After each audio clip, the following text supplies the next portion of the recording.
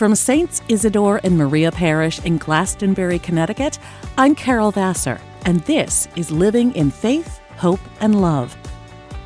Each week, our pastor, Father Mark Sislenko, delves into Scripture, shares insights from the saints, prophets, and theologians, and discusses practical ways to cultivate faith, strengthen hope, and embody love in the world around us. Through his reflections and spiritual encouragement, this podcast aims to inspire you to live your Catholic faith with joy and purpose. Welcome. Do you love me? It's the question that echoes throughout today's Gospel reading for the third Sunday of Easter, which is from chapter 21 of John, verses 1 through 19, where Jesus asks that very question of Simon Peter again and again. Not to shame him, but to call forth trust. In his homily, Father Mark invites us to expand our image of God, not as someone we keep in our pocket just for emergencies or crises, but as a living and constant presence, woven into every nanosecond of our lives, loving and trusting us, and asking the same in return. Here's Father Mark Sislenko. Our image and impression of God is going to determine, to a large extent, how much we see God's revelation in our lives, how much we see God sparkling throughout the course of our days. For many of us, our image of God is very narrow. In fact, God can even fit into our pocket. That image is so narrow. And if God can just fit into our pocket, then we pull him out when we need him. So if we're going through a struggle, our image of God tells us God can be part of that struggle. If someone we love is going through a difficult time, we pull God out because our image of God tells us that he can be present to us during that pain. If we're going through a tough time at work or working through a conflict, our image of God tells us that he can be a part of the inspiration for a solution. And so we pull God out of our pocket again. But in reality, God is present all the time and everywhere and in every fabric of our lives. Every moment, every breath that we take. Do we ever stop to think that God really does care about what we had for breakfast? That God really does care about what we do with the course of our lives, the choices we make, how they unfold, who we are and who we become. You know, any of the good, solid relationships in our lives are all based on an intimacy that comes from the ability to tell our story to another person. And God is very interested in our story, the good, the bad, the successes, the failures. He wants to hear about us, who we are, who we want to become, what our struggles are, and the list goes on and on. As in any good, intimate relationship, two people need to come together in an openness of understanding. One, to truly listen to what the other is saying, and number two, to be open to receiving what the other is saying. And when this interchange happens, a bond occurs.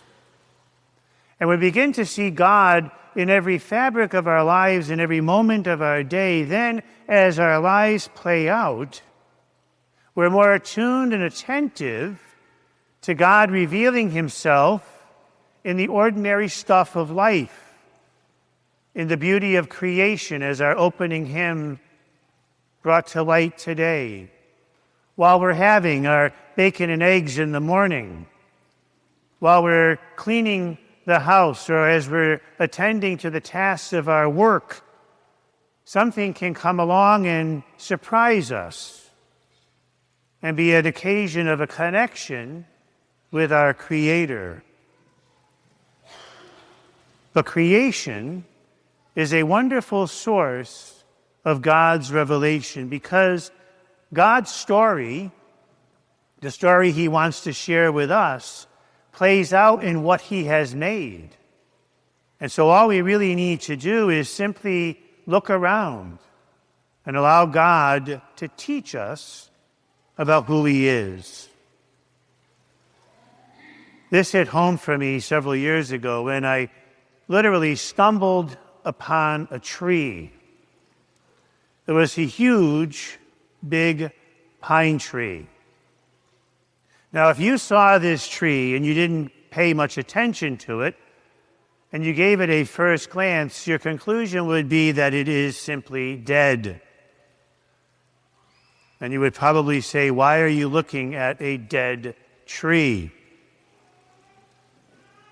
But if you study it further and you allow yourself to be captivated by it, you realize that it's really not dead at all. That something is still happening with this tree. Now, the shape of the tree is not what one would expect out of a tree. For whatever reason, in its growth period, its branches didn't grow as branches were supposed to grow. They became kind of twisted, convoluted, bent.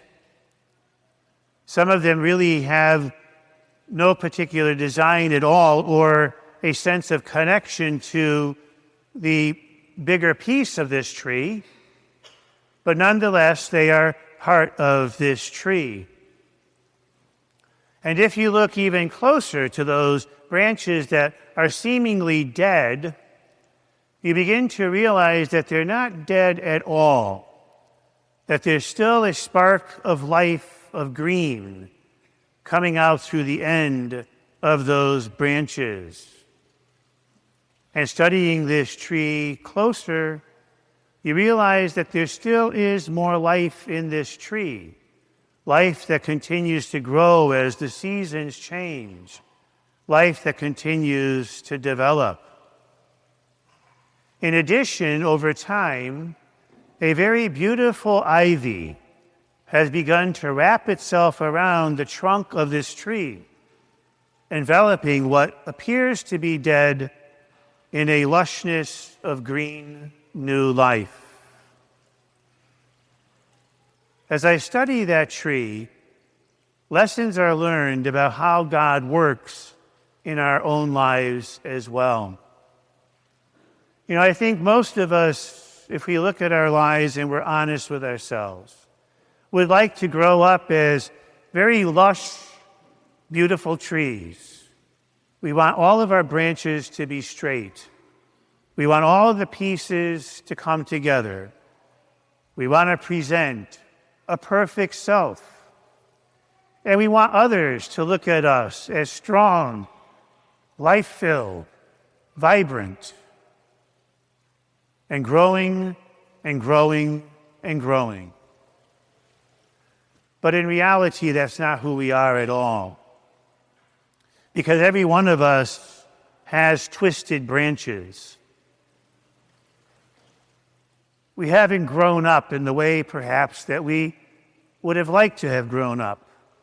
And life hasn't brought us the easy path that would always allow for flourishing and new growth without any conflict or without any hesitation. And so as we look at ourselves, our lives are filled with crooked branches. We hit our dead spots. We confront our mortality. Life causes us to change, whether we want that change or not. We encounter hurdles that we didn't expect to encounter, and we're forced to deal with situations that are often very difficult. So as I study that tree, and I look at what is before me, In and through all of that, with the eyes of faith, God asks a question. And he asks the question of each one of us as we place ourselves in the beauty of creation, in the cycle of death and rebirth that's around us. And the question is, do you love me? Because underneath that question is the question of, do you trust me? Do you trust that I am not finished with you yet? That even though you may encounter some rough patches, or you have to deal with these twisted branches, do you not trust that I can still bring new life? That I can still transform? Because this Easter season reminds us that what God does best is bring new life where there is death.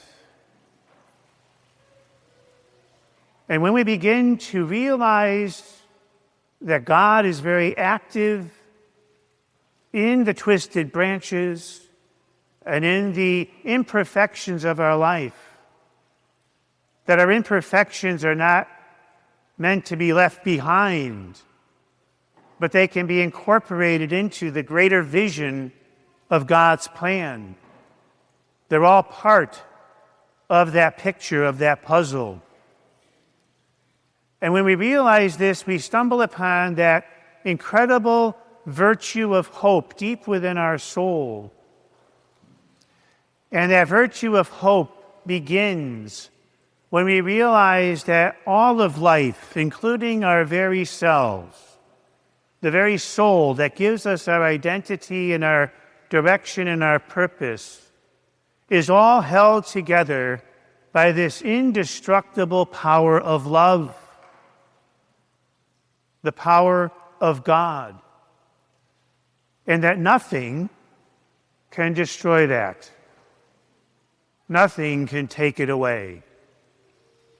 That virtue is what allows us to forge ahead, to place ourselves in God's hands as Simon Peter did, willing to trust and to allow God to do with us what God does best, and to trust in the end we will be brought where we need to be. And that's the message of today, found in a very simple question that has profound answer. God says to you and to me, do you love me? Do you trust me? Father Mark Sislenko is the pastor of Saints Isidore and Maria Parish in Glastonbury, Connecticut. If you like what you've heard today, subscribe to Living in Faith, Hope, and Love on your favorite podcast app, and take a moment to leave a review. Saints Isidore and Maria is an active parish community, so whether you're a longtime parishioner or just getting to know us through this podcast, we welcome you to join us at Masses or any of our other community events and services. Visit our parish website, isidoreandmaria.org, for a full schedule of happenings. That's isidoreandmaria.org. We're also active on Facebook and Instagram. On behalf of Father Mark, I'm Carol Vassar, and we thank you for listening to this episode of Living in Faith, Hope, and Love.